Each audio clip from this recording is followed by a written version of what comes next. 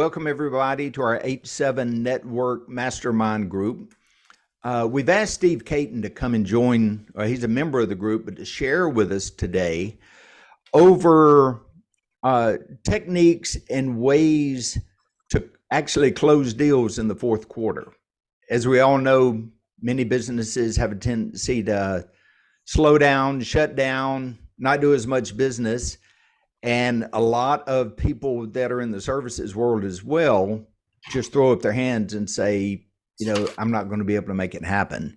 Whereas Steve's going to share with us today techniques to try to work with the business owners and try to close deals through the fourth quarter. And it's an interactive session, so we're going to have a lot of good questions, a lot of good feedback, and turn it over to you, Steve. It's all yours. Thanks, Rich. So as Rich said, I'm really this topic is near and dear to my heart as a sales leader in a number of companies over the years. One of the things that I saw happening oftentimes, there was a couple of times of the year where I saw some mental blocks enter into the equation around sales, and one of those times was in the summer. And sort of the kind of common mindset that you would see show up in the summer is, well, everybody's on vacation, no one's in buying mode, so we're just going to kind of cruise, we're just going to take it easy, or we're just going to concede that we're not going to have a lot of sales in the summertime, which is not a good way to think. And then the fourth quarter would be the other time of the year when I would see that happen too. Oh, it's the holidays and people are distracted and no one's buying, so everyone's going to wait to the first of the year. And so those kinds of mindsets basically aren't helpful to us as we're trying to grow our business. And so I just have always wanted to push back against it. And what I have found is that there's actually some really compelling reasons or really compelling ways to get people to move forward in those times of the year when they might be otherwise tempted to kind of coast. So that's what we're going to talk about today. And so I'm going to share some of the ideas that I have seen work over the years that I've been in sales. And then I actually posted up on LinkedIn over the weekend. I actually tried a Saturday post because I was curious. I've heard people say that you can get some good traction with Saturday posts, but I've never tried it. So I did that and got some good interaction around that and got some people to give me some additional ideas. So I'm going to share some of my ideas. I'm going to share some of the ideas that people shared on LinkedIn, and then I want to hear your ideas. So just like I said at the top, this is about us talking and sharing ideas with each other, because I guarantee you guys have some good ideas too. And you might have, some of the ideas might be completely different than what we see here, or iterations on what we see here. So let's just dive in and talk about how we can finish strong in the fourth quarter of the year instead of conceding and saying, well, people aren't going to buy anything right now, so let's just kind of take a break. And so the first idea that I want to talk about, and this is one that was always big in the businesses that I was a part of, and that is this distinguishing between the planting seasons and the growing seasons. So every year has these times of the year, and different industries might have different times of the year where this happens, but every year has these seasons where there's planting seasons or planning seasons, and then growing seasons where we're grinding and we're making stuff happen. It's just so happens that the fourth quarter is typically a really good planting season to prepare for growth in the first quarter. And so the way we want to try to kind of navigate this from a sales perspective is help the prospects that we're talking to and working with understand that, the holidays are busy for sure, but there's probably more margin in the fourth quarter to actually do some planning and implement some new things in our business so that we can accelerate into the new year instead of waiting and saying, I'm just going to kind of take it easy for the fourth quarter. Maybe I'll do, catch up on a little bit of busy and admin work, but we're really going to, in terms of spending new money, we'll think about that when we get into the first quarter. there's a real important thing to bring up here, and that is that a lot of competitors, so your kind of forward-thinking companies, are certainly thinking that way. Companies that are thinking about how are we going to get ahead, how are we going to kind of get a little bit of a gap away from our competitors in the first quarter, they're thinking about how to do that. So the fourth quarter is a time when they're planning to implement new strategies, right? So this is a time of year right now where you can say to your prospects, hey, right now is the time to implement a new methodology, to implement new systems, to bring in a new product or service, and get that solidified within your business while there's a little bit more margin for that kind of work. And then you'll be ready to hit the gas once we hit the beginning of the year, as opposed to waiting and now being behind when you get into that period of time. So, so there you go. I will come back to that. Oh my goodness.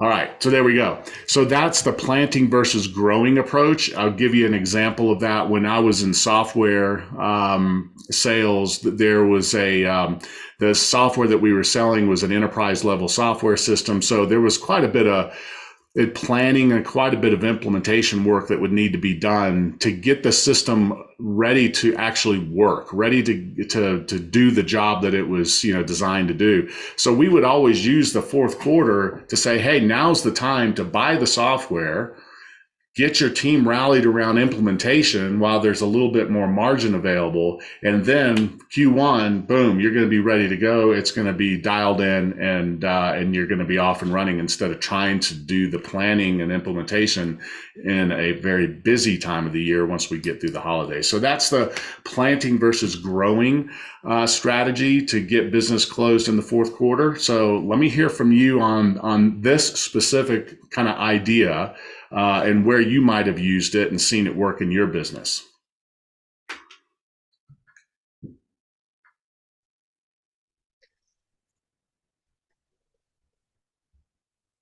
Steve, I've got more questions. Yeah, go ahead, Mark.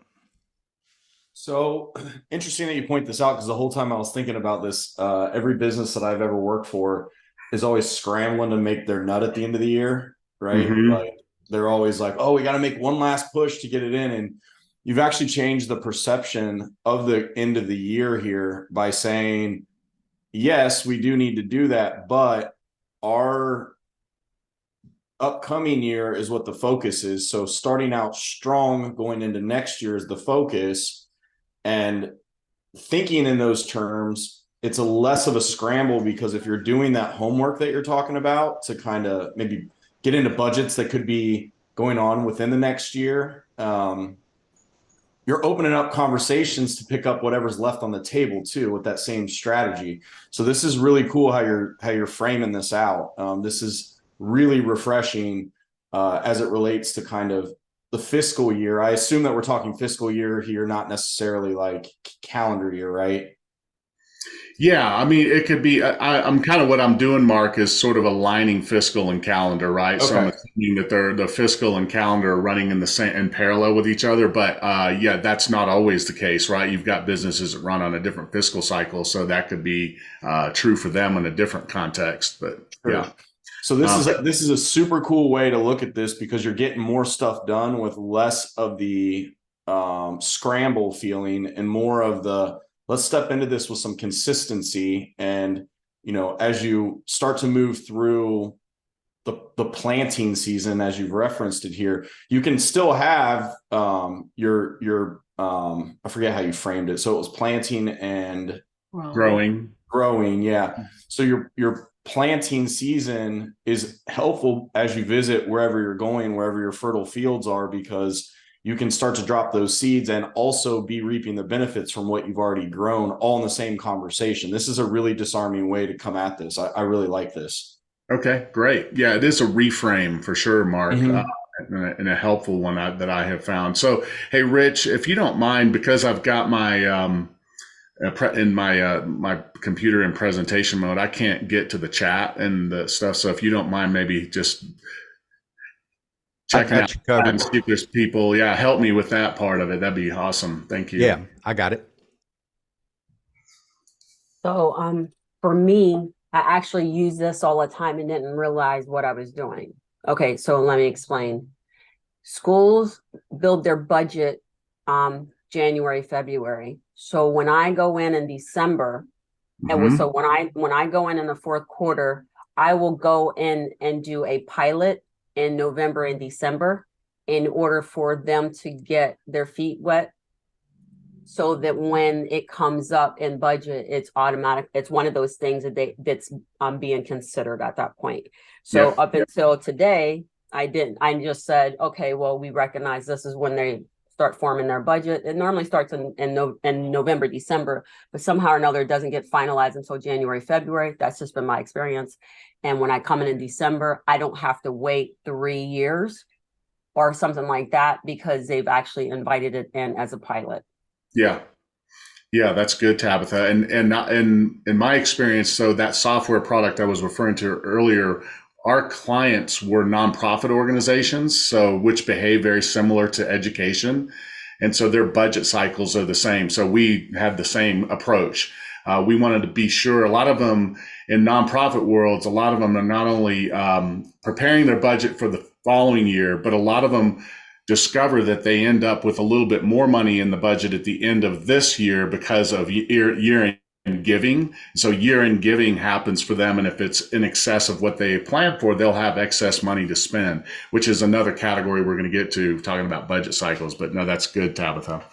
And so maybe you can use this. I think this narrative is really helpful. The budget narrative is a good one, and we're going to talk about that. But this one is more about being strategic in the way that you approach the next year, not just being about budgeting, but being about, like Mark was talking about and picking up on, is thinking in terms of getting a head start into what we want to achieve in the following year. Can you hear me okay? I can now, Barbara, yes. My internet is crazy. So you're really spot on. In education, we are looking at, it's the holidays and schools like, I don't want to be bothered. But on the procurement side and supply chain, we're looking at the first of the year. What do you need to buy to have to finish out the school year? Because we do give them budget closeout around the end of February. So I like how you talk about, I'm looking at it from a different lens. In procurement, we have to look at the chain, and we have to look at how to take care of them, the schools, between January and May. So they are spending a bunch of money the first quarter of the year, because otherwise it'll be taken away or they'll lose it. So I like how you're sharing. That really is critical in terms of the education forum, because they're going to get a notice in February or March that your budget's going to cut off in April. So they're ramping up spending. So it's good for businesses to know that's how that works in terms of education, in my experience. Yeah, that's great. Yeah, thanks for sharing that, Barbara. That's been my experience in a lot of contexts, either in, like I said, nonprofit arena, government is another area that acts that way too. Rich, is there anything in comments that we need to address, or can we go to the next one? No, keep going. Okay. All right. So let's talk about closed lost versus closed later. So many times a deal that we lose in the early part of the year, Q1, Q2, is not really a lost deal as much as it is a deal that's deferred. But too many times in sales, we just kind of move on and we're like, okay, I lost that one. Let me go find the next win. And we kind of forget to go back and reconnect with prospects that we lost in the first and second quarter. And the third quarter would be true here too, although sometimes that might be a little bit fresh to kind of revert back to in the fourth quarter. So I kind of tend to focus a little bit more on Q1 and Q2. And, what you want to do is go back to them and reach out again and ask them, hey, did you move forward? Did you actually, when you said you weren't going to move forward with us, you were going to move forward with somebody else? Did you do that? And then how has that worked out for you? Has that been as successful as you hoped it would be? And then what's changed in the business since you guys talked? So what are maybe some goals have shifted around? Maybe, who knows? There's all kinds of things that happen throughout the course of the year that can change the trajectory of a business or the strategic plan of a business. And so you want to ask them what changed in your business. And so this is a really good way to go back and have conversations with people that you thought you lost, and they're going to be kind of pleasantly surprised by it, because not very many people do this. So it's going to set kind of a positive tone and anchor a really positive memory in them when they hear from you, and you're just kind of checking in on them to see how they're doing. They're like, wow, that person really did their homework, and they're really diligent, they're intentional.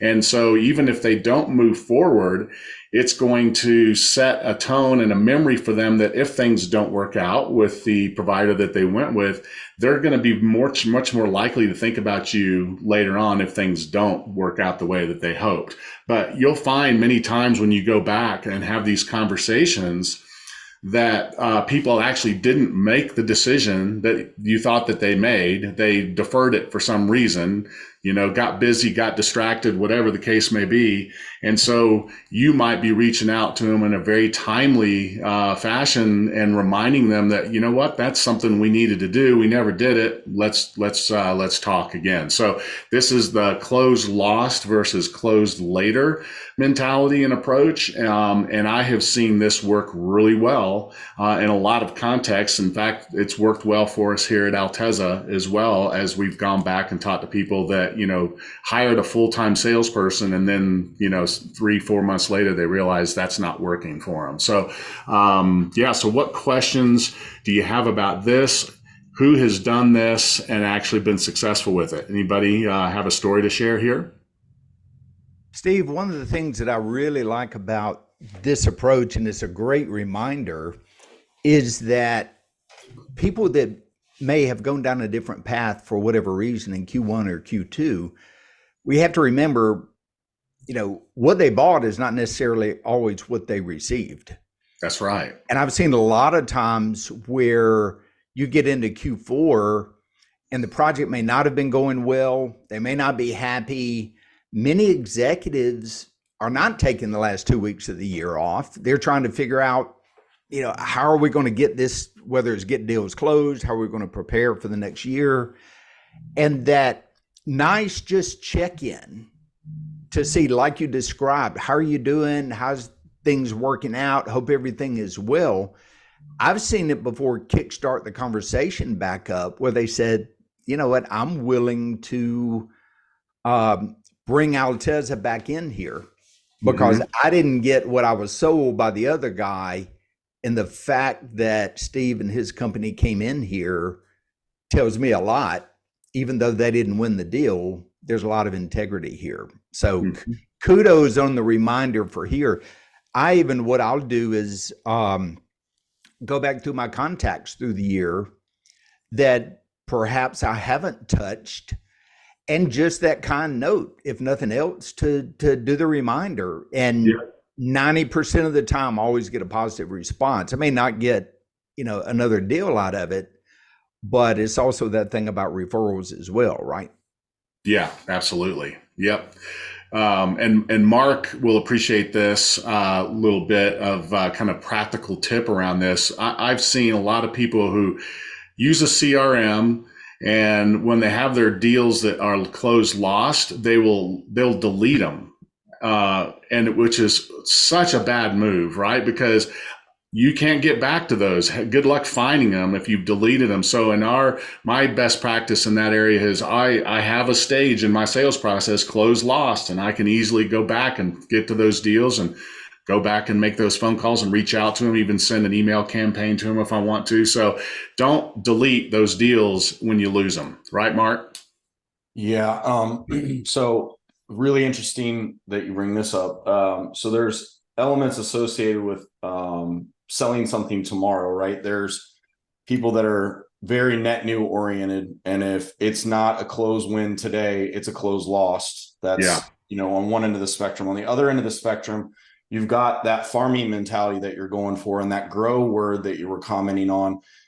When you go and meet people associated with selling them something or showing them the benefit of what you do, they may not realize it right then and there. Something that you asked for as an example, I don't necessarily believe that you should. It's really hard to have this discussion because there's a couple different ways to look at it, right? If you've got a buy this thing today because it's time sensitive element, when that deal goes by, you may not be able to revisit it because that opportunity doesn't present itself anymore. So one thing, in my world with like CRM, for instance, if they're deciding on buying a CRM, and let's say I'm a HubSpot guy and they end up going with a Salesforce, coming back to them and saying, hey, how's that Salesforce thing going? They're like, well, we bought it. I'm like, all right, well, I can't really ask you to rebuy another CRM just because of the way the implementation goes. But I can feed them tips, hints, and tricks about better ways to use CRM models if I have their LinkedIn. A lot of people defer to email, like you said, Steve, and say, let's run some email campaigns to them. Yeah. It's actually a better circumstance to hit them off in areas where you can revisit those conversations without such an intrusive conversation. Suggestions around somebody following you on LinkedIn because, hey, you didn't buy HubSpot today, but I talk a lot about CRM methodology. So staying in front of them to come back as a consultant to help them with that CRM and stuff does lend itself to further conversations, right? If they do go with HubSpot and didn't go with me for the implementation, I can still stay top of mind if I'm a subject matter expert within that arena. So, this is a little bit different play on what you were going for there, because I don't have like a one-off sales situation, but the idea that you don't necessarily need to lean on just email, your social media can end up being an asset to expanding your footprint would be the idea that I'm getting at there. It's another reframe on the same concept.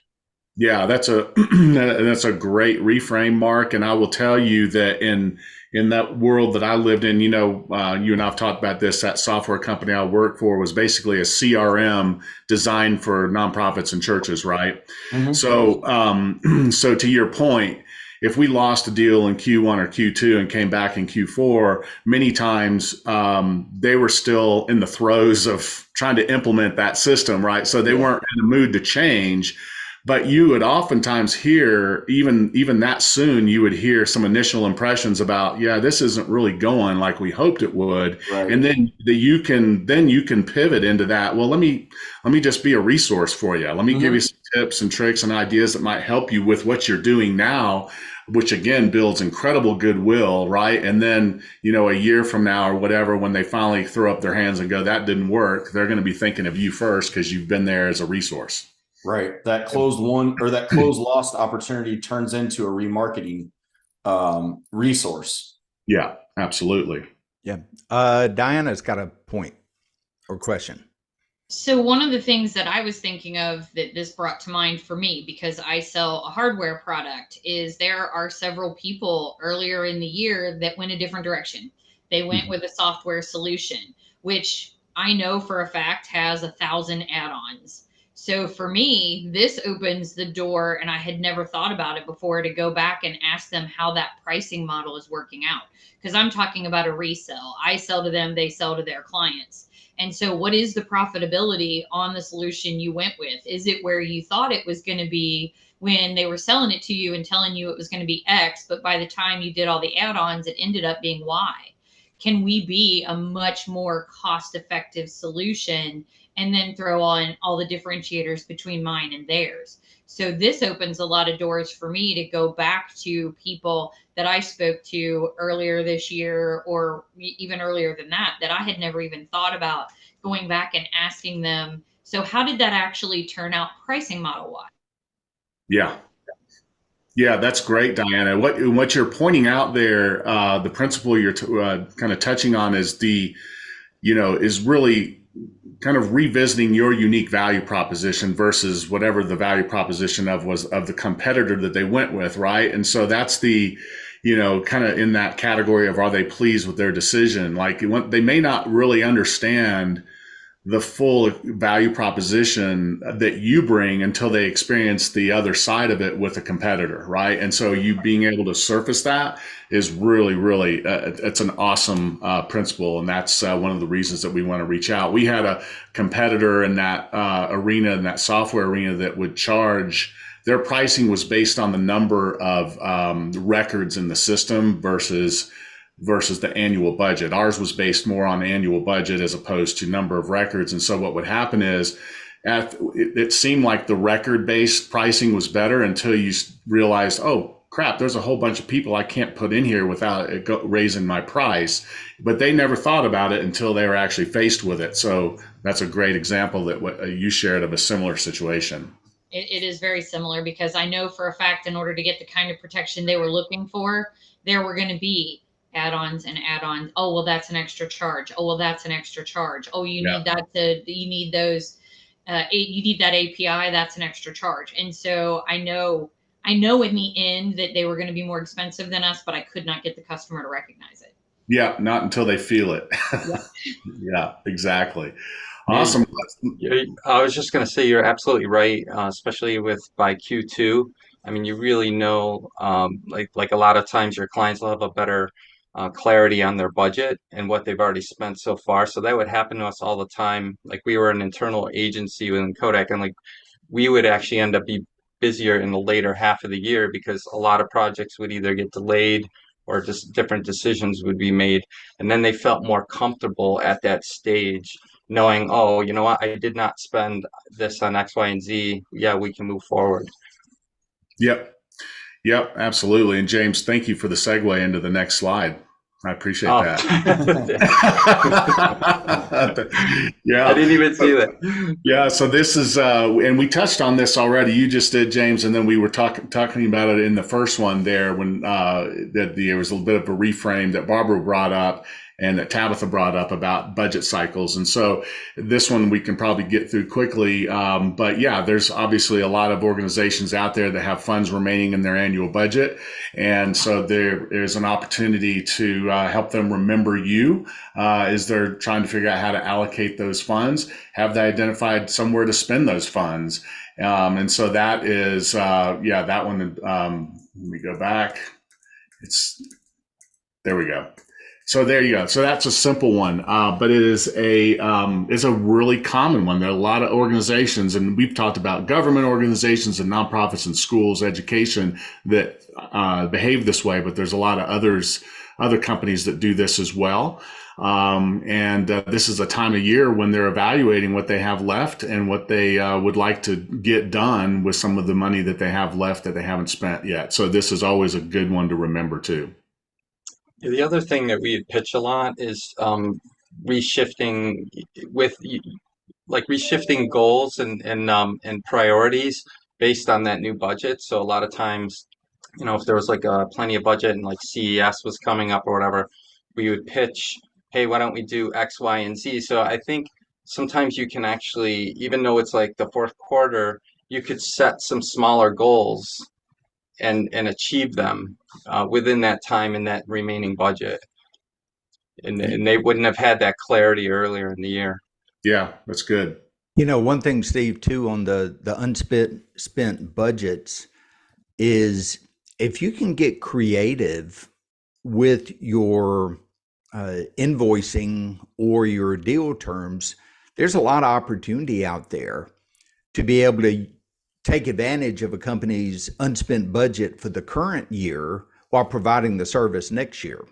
Yes. And people forget at times the difference between revenue and cash. And if a company says, you know, I just don't have it in 2024, but I've got some left over, but I can't get it done this year, it's totally fine to say, okay, tell you what, buy the service from me this year, and then we'll just implement it next year. And being able to work, or the reverse is true, recognize the revenue this year, but get paid next year. There's just a lot of ways that if you're willing to work with them, or they may have options that they're not aware of to really make something like this happen. Yeah, Rich, that's a good point. You know, thinking in terms of the ways that you can get somebody kind of putting a toe in the water in the fourth quarter with a creative offer, right? That's whether it be, a free trial, or it's and there's one client we work with that has a group experience that you can try before you take on their full coached, offer. And so jumping into a group coaching experience for the fourth quarter is a way that they get people to kind of try before they fully commit to the the more expensive option that they offer, and a lot of people will take them up on that this time of the year. So that's good. That's good both from a billing perspective and a strategic perspective. Think of creative ways to get people to kind of put their toe in the water. Other thoughts, ideas, or examples of this one? I think we're good to move. All right, let's move. All right, so better together. So one of the things that was always really helpful in my experience was reaching back out to your best strategic partners because they are also trying to think about how to close business at the end of the year, and coming up with some co-selling strategies that would be really compelling this time of the year. So how can we help each other reach some of our year-end goals by putting together an offer that's a blend or a package or something like that, or a value-added component that we can co-sell? And what I mean by that is that it's an offer that your partner can sell and you can sell, and it can go on either one of your statements of work. It doesn't matter, but it's basically kind of this value-added package that you put together with a strategic partner that's really compelling to your potential prospects, to your ideal clients, and it can actually accelerate the sales process for both organizations. So I'll give you an example of that that we're doing right now at Altezza. Is we have as you guys know, there's a lot of sales consultants out there. Whether you think in terms of a sales acceleration organization consultant, or just an independent sales consultant, there's a lot of them out there that are doing kind of fractional VP of sales level work, right? And they don't do sales execution like we do. So they're not bringing salespeople to the table to close business. And we're not doing the strategic planning, build the sales plan, build the compensation modeling, all of those things that they do. So what we've done is created a bundled service with a couple of those that we offer as a package.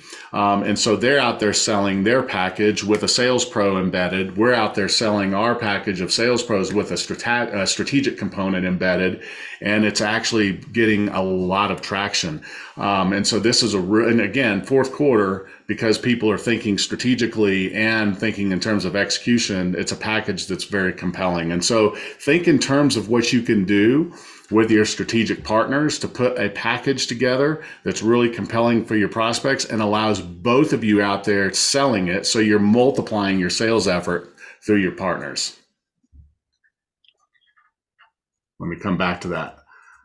Any thoughts on that? Anybody tried that before and had success? I have a question about that. There's some supposition around that I want to clarify for my thought process, right? So first of all, partnering with someone. So like if Rethink wanted to partner with Altezza, we have to have both have marketing that's going out, right? Related to what either's brand is offering, right? And then there has to be a natural fit for the overlap, and where one thing starts, the other one, might pick up midway, and then that part might be finished, and then you might come back in on the back end. Wrangling all that in with a packaged product conversation. How does that work? Like, how do you start that conversation to say, I see you start and end there, and then I actually overlap that where I start, and then you pick it up or I pick it up somewhere else? How do you have that conversation with the partner? Yeah, with the person that you'd like to partner with. Yeah, I mean, that's so you're kind of getting into the implementation of how the co-sell transitions into co-serve. So I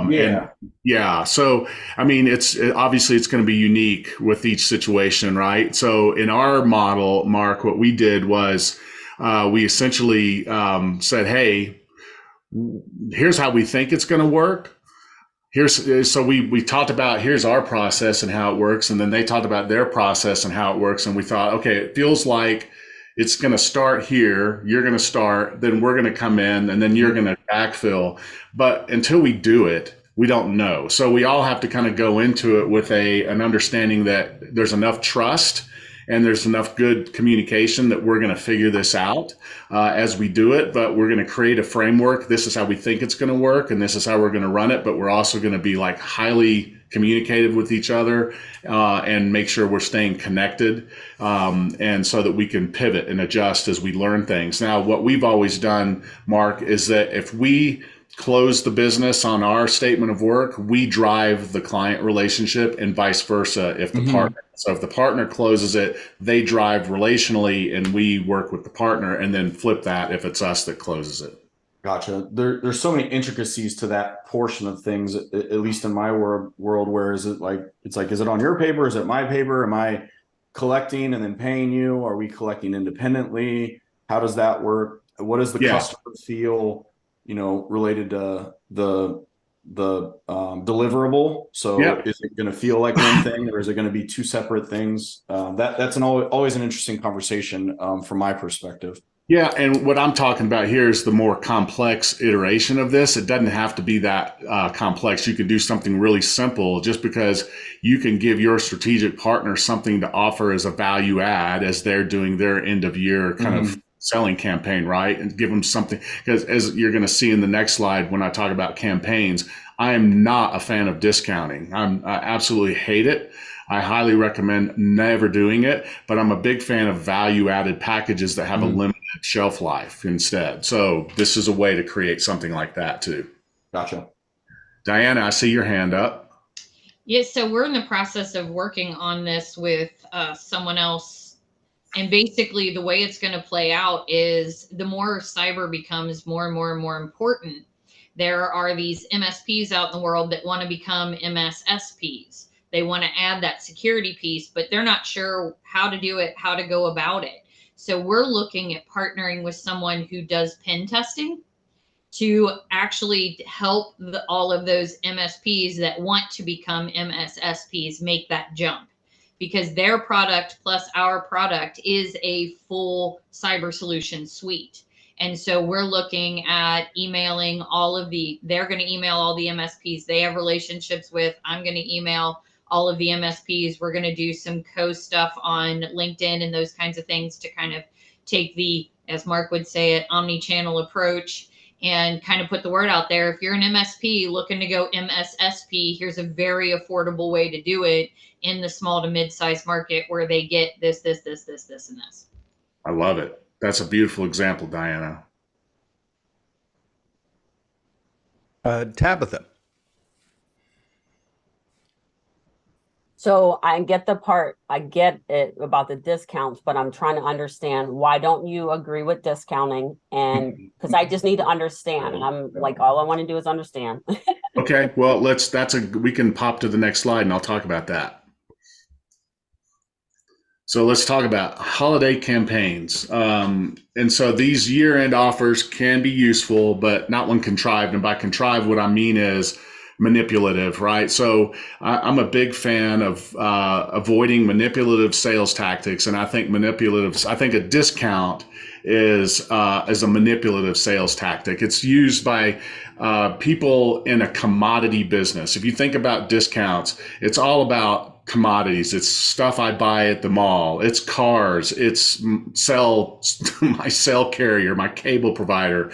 Do we want to be lumped in with those kinds of people? I don't think so. And so that's why I'm a big fan of not discounting. I want to think in terms of add value for limited periods of time, create scarcity, create exclusivity, create a limited shelf life.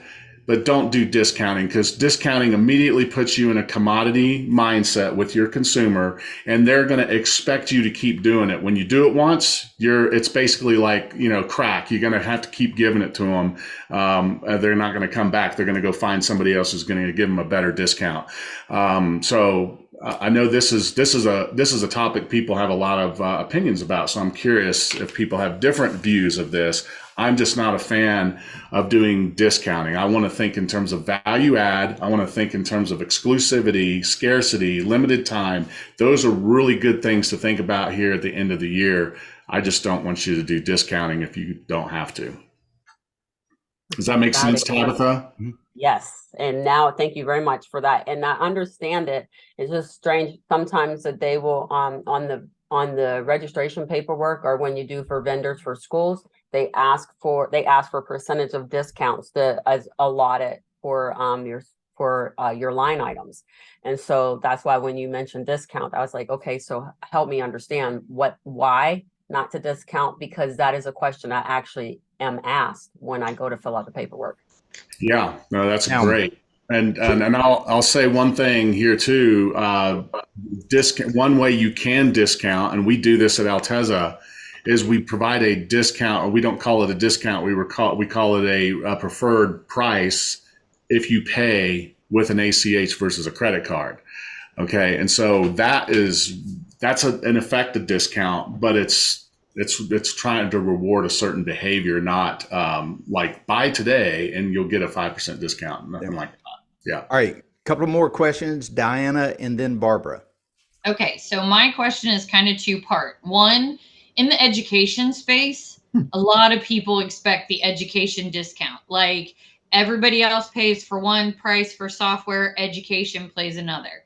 Yeah. Does that play a role in what you're talking about? And second, when you are launching a product, it's something brand new, no one's ever heard of it, can you discount in that first early adopter stage? Does that make sense and not do what Mark's talking, the brand de-evaluation, if you do it as an early adopter process, or to get a few out the door so you can get those reviews, those kinds of things? So that's my two-part question, because I know, especially in tech, education discount is always looked for. And then as far as when you have a brand new technology no one's ever seen or heard from before, can you do it as an early adopter? Can you do it to get, to leverage those first few people, to get good reviews, to get, the things that you're looking for to help you build your brand, to help you be successful? What's your opinion on those? So 100% agree in both situations. It's all about how you frame it, Diana. So so having different pricing for nonprofits or education, totally acceptable. And just don't call it a discount. Just say we have preferred pricing for education or for nonprofits. So it's preferred pricing. It's not discounting. And then in your early adopter model, again, it's reframing it and saying, hey, we're going to raise our prices in 3 months or 2 months or whatever the case is. But for our early adopters, you're getting in at a lower price because you're an early adopter. But that pricing is preferred pricing for early adopters, and it's going up. So again, you're communicating the fact that you're getting in early, and there's incentive to do that because the price is going to go up, not, hey, we're giving you a discount. Does that make sense? It has a lot to do with the terminology used. Correct. Don't discount, because just like anything else, no one ever wants to be discounted. Nothing ever wants to be, it's just a negative term. So if you think of your product in that way, you never want to discount your product. You want to do preferred pricing. You want to do, that totally makes a whole lot more sense. Got it. Thank you. Yeah, and I think to introduce, I know Barbara had a point. Barbara in prior life ran procurement for very, very large school systems. So Barbara, why don't you take it away, and then Mark.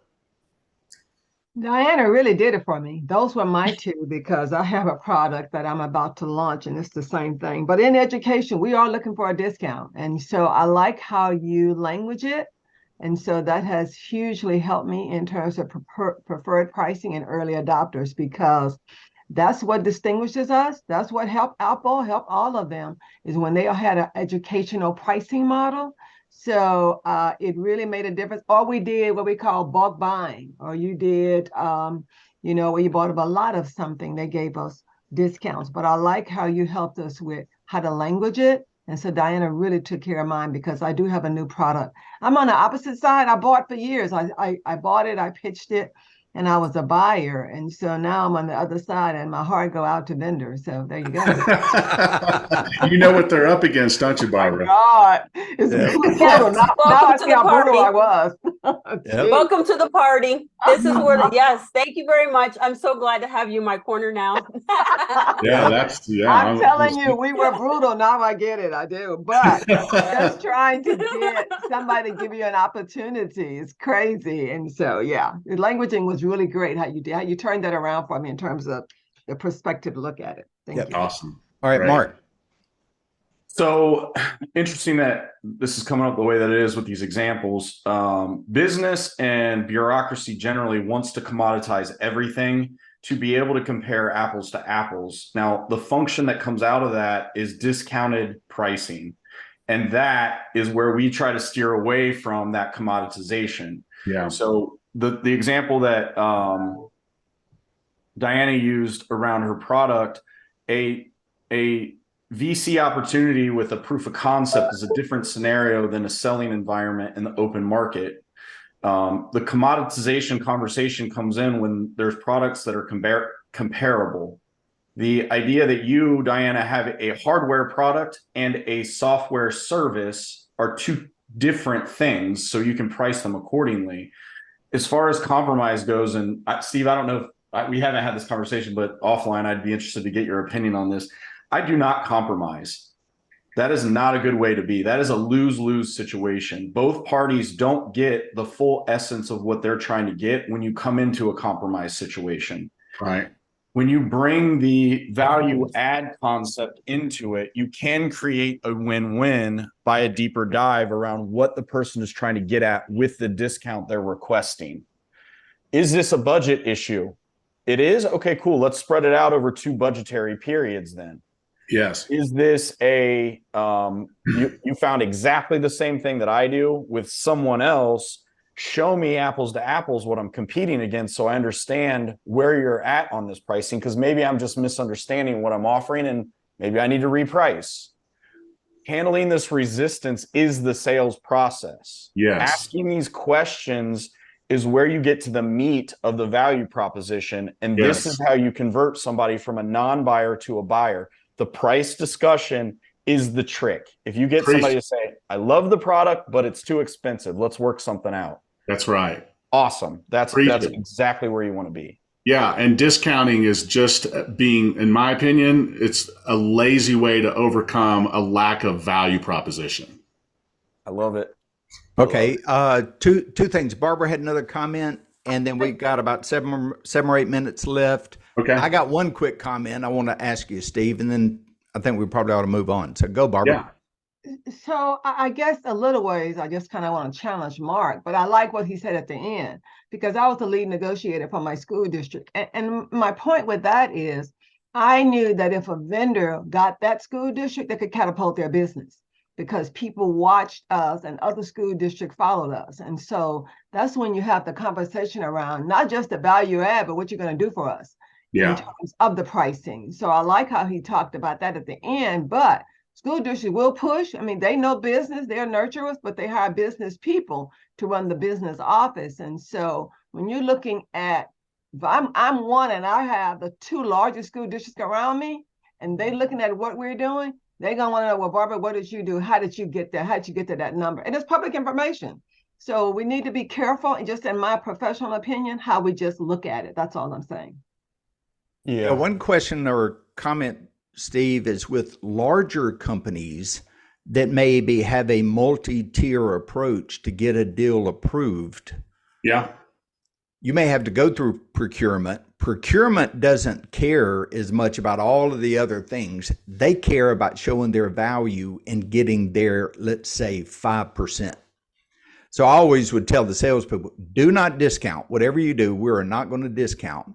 But at a minimum, hold back 5% if we got to get beyond go on the procurement guy. How would you recommend dealing with that? Yeah, I mean, I think that, again, it comes down to the couching of it, how you characterize it. I think, and trying to characterize it more as a value add, as a creative payment plan or something like that, as opposed to a discount. You know what I'm saying? And I've worked in situations like that, Rich, with especially in the nonprofit world with large nonprofits where we had that situation. And honestly, it's still, to me, in my experience, it came down to, did we have the leadership, the senior executives convinced that the value proposition of what we brought to the table was worth the price being paid? And then if they agreed with that, if they were bought in, they would tell procurement, just do it. Get it done. Let's go. Stop dragging, stop creating complexity. We need to get this done. The value proposition's got to be strong. I was about to say, yeah, very good point. Make it strong with the sponsor so they overcome the challenge with the procurement, who may be somebody with very little experience, but they're trying to show up and make themselves look good and demand their 5%. So great approach, Steve. Thank you. Yeah. And, you know, and Rich, you've heard me talk about the value of the discovery call and how important the discovery call is.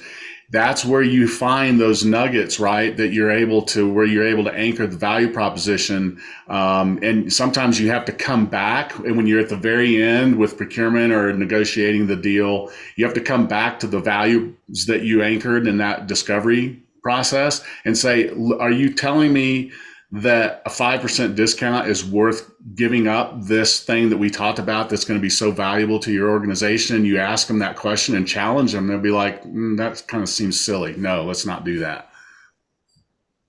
Good. Thank you.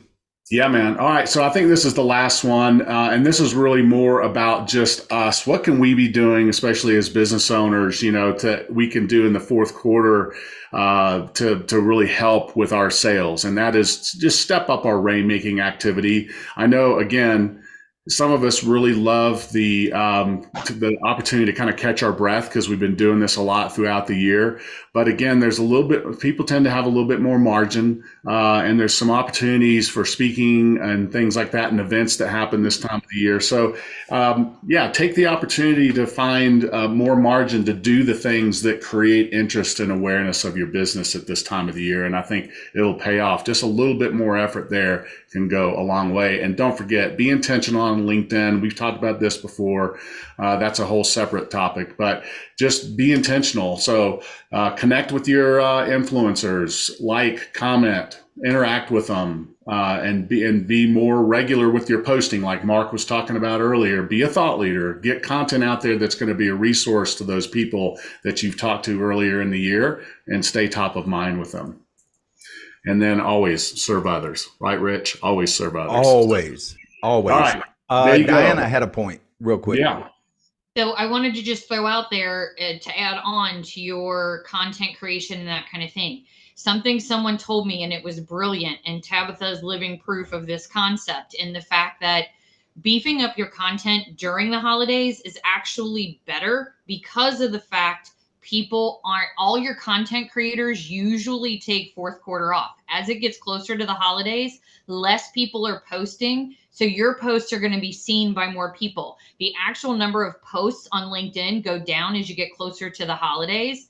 And so by posting more around the holidays, you'll get more likes, you'll get more followers, you'll get more people seeing your content, because LinkedIn has to fill all of those voids of all those people that are doing exactly what Steve said.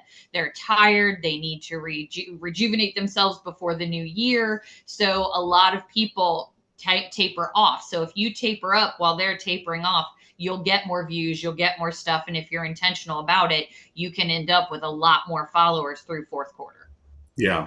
Good word. That's a good word, Diana. What else? Any other ideas that weren't mentioned here that someone wants to share?